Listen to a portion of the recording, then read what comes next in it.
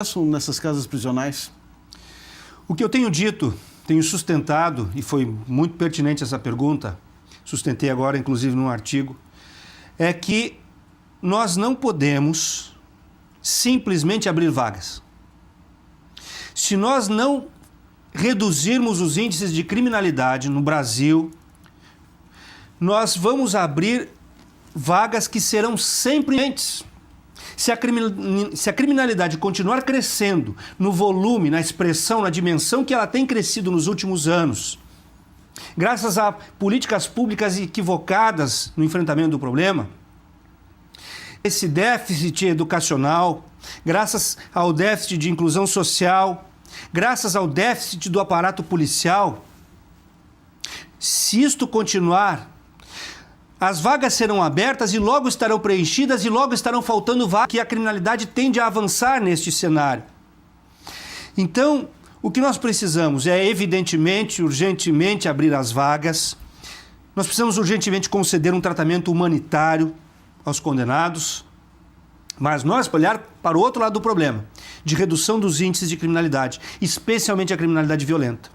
Há um dado a registrar que é o seguinte: quando você entra num presídio e vê lá pessoas condenadas, você tem que saber que essas pessoas cometeram crimes graves. Porque os crimes leves, considerados leves pela nossa legislação, não necessariamente pela nossa sociedade. O furto, o estelionato, a corporal, com a qual eu não concordo que seja um crime leve, mas a lei diz que é. Porque às vezes o sujeito pode ficar 20 dias imobilizado e ainda assim, pela letra fria da lei, é uma lesão leve. Esses crimes que eu citei, por exemplo, são crimes em que o indivíduo não vai para a cadeia. Ele não vai para a prisão. E são inúmeros. Há um contingente enorme desse tipo de criminalidade, em que o indivíduo não vai. Então nós temos que considerar que a criminalidade é muito maior do que aquilo que o índice de encarceramento nos revela. Claro. E falando em índice, doutor Davi, o juiz que coordenou o mutirão carcerário do Maranhão, parece que é Douglas Martins, pelo CNJ, ele revelou que faltam aqui no Rio Grande do Sul mais de 10 mil vagas nas casas prisionais. É muita vaga, não é? É muita vaga. Faltante. É um déficit muito grande que não é de hoje. É preciso que fique claro isso. Não foi o mutirão carcerário que constatou isso. Porque aqui no Rio Grande do Sul, os promotores, juízes estão em constante preocupação com esse problema. Há tempos já se sabe isso e há tempos já se adota medidas. Nós temos que abrir vagas, isto é uma coisa urgente, mas é importante também qualificar essas vagas. O que eu quero dizer com isso? Basta abrir vagas e jogar as pessoas lá. Não é verdade? Precisamos construir vagas qualificadas, em que o indivíduo tenha possibilidade de, se não sabe ler, vai aprender a ler, se não tem uma profissão, possa aprender um ofício, não é verdade? Possa aprender algo que possa acrescentar no seu processo de ressocialização, trabalhar, executar atividades laborativas úteis, porque aí sim nós vamos ter mais das vagas, nós vamos ter aí efetivamente a implantação de um processo eficaz de cumprimento de pena no âmbito da ressocialização.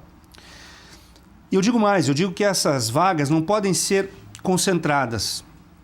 Nós temos que partir da ideia dos pequenos presídios. Nós não podemos ficar com estabelecimentos prisionais enormes. É a solução, lhe pergunto, construção de mais presídios? Pequenos, médios? É uma das soluções. Construção de pequenos presídios regionais e até municipais. Há estudos que comprovam que o processo de ressocialização ele é mais eficaz quando o indivíduo está em contato com a própria comunidade que ele agrediu com o seu ato. Há estudos que nos dão essa informação de que o indivíduo que permanece na sua comunidade, ele tem mais contato com familiares, ele recebe contato mais amigos e ele recebe maiores estímulos à ressocialização. E não tem tantas chances de integrar facções. Aliás, as facções só conseguem se formar porque há um descontrole em virtude do grande tamanho dos presídios, que são impossíveis de controlar pelo tamanho e pela superlotação. Então isso é que gera, na verdade, a possibilidade da instalação do crime organizado. Claro. Se nós temos um presídio pequeno, controlado, fiscalizado, ordenado, o nível de controle do Estado sobre essa instituição se torna um nível eficaz e não há chance para que o crime organizado se instale. O senhor falou em facções. Eu queria chegar nessa que me parece muito grave. Facções que comandam ações dentro das cadeias, matam pessoas dentro das cadeias, comandam o tráfico de drogas de dentro das cadeias. Como acabar com esse problema? Em primeiro lugar, isolando os líderes. Em segundo lugar, construindo presídios menores. Nós temos que diminuir a possibilidade de descontrole. Onde não há controle, qualquer um controla. Onde não há controle oficial, controla quem é mais forte. Onde não há controle da lei, controlam as armas. Onde não há controle do Estado, controla a força bruta. E nos estabelecimentos prisionais, o que acontece é o descontrole do Estado. Quando há o descontrole do Estado, prevalece a força bruta, prevalecem as armas, prevalece a influência que as quadrilhas exercem, prevalece a corrupção, prevalece a extorsão. Não é? Então, a primeira medida é termos um mapeamento desses líderes de facções, quem são as facções, precisamos separar essas pessoas, precisamos colocá-las em prisionais mais controláveis do que essas gigantescas casas prisionais que nós temos, além, é claro, de outras políticas que devem pautar pela inserção, reinserção social desses indivíduos dentro das próprias casas prisionais. Os grupos religiosos fazem trabalhos importantes dentro das casas prisionais, mas justamente porque faltam outras também possibilidades, afora as possibilidades religiosas, outras possibilidades de cultura, de lazer, não é verdade? Enfim, de desenvolvimento desse potencial humano que é maravilhoso e que é enorme para o bem, não é verdade? Claro. Se nós tivermos como canalizar para o bem todo esse potencial que existe, certamente não vamos resolver o problema de todos, mas uma parcela dos problemas serão efetivamente reduzidos e reduziremos esses índices tão perniciosos dentro do sistema prisional. Reduziremos o grau de envolvimento com o crime organizado, a própria articulação do crime organizado vai existir, não é? E não é só dentro das cadeias que eles comandam, né? Nós temos que ter essa dimensão que muitas ações são comandadas de dentro da cadeia para fora da cadeia e são ali dessa forma desenvolvidas. Então é importante que a gente tenha essa noção, que a sociedade como um todo tenha essa noção. Há muita resistência dos municípios, às vezes, de instalarem um presídio na sua comunidade, mas nós temos que saber que isto é uma exigência da sociedade atual, não é verdade? Geral, uma exigência da sobrevivência até da própria democracia. Sim. E é fundamental Falando que seja feito em isso. presídio, doutor Davi, o que fazer com o Presídio Central de Porto Alegre, que nos últimos tempos tem sido muito criticado, inclusive foi taxado como o pior ou um dos piores presídios do país? Chamaram o Presídio Central, na audiência pública que foi mencionado no início, de um campo de concentração. Eu acho que isso pensa as vítimas, a memória das vítimas do nazismo, porque as vítimas do nazismo todas eram inocentes, e eu tenho certeza que não há. Quantos inocentes existem, afinal, não é? No sistema prisional. Não há extermínio no sistema prisional. Então eu acho que é um comparativo de um péssimo gosto. De péssimo gosto esse comparativo. Verdadeiramente é uma situação complicada, mas o próprio mutirão carcerário reconhece, por exemplo, que um dos melhores atendimentos médicos do sistema é no presídio central, inclusive melhor que o da rede pública. A questão do tratamento da AIDS também? Exatamente, o tratamento de portadores de HIV. Melhor, inclusive, do que na rede pública. Quer dizer, não está perdido o presídio central. Então, do presídio central é justamente reduzir a superpopulação. Esse é o problema do Presídio Central, o grande problema do Presídio Central. Ele deve sofrer reformas, ele devem ser regilar uma boa parte dos prisioneiros, né, para que se possa começar a trabalhar nisso. E aí, quem sabe, no futuro, né, se possa reconstruir o Presídio Central, reformar o Presídio Central, porque ele realmente é o que tem servido até então diante da falta de possibilidades. Claro.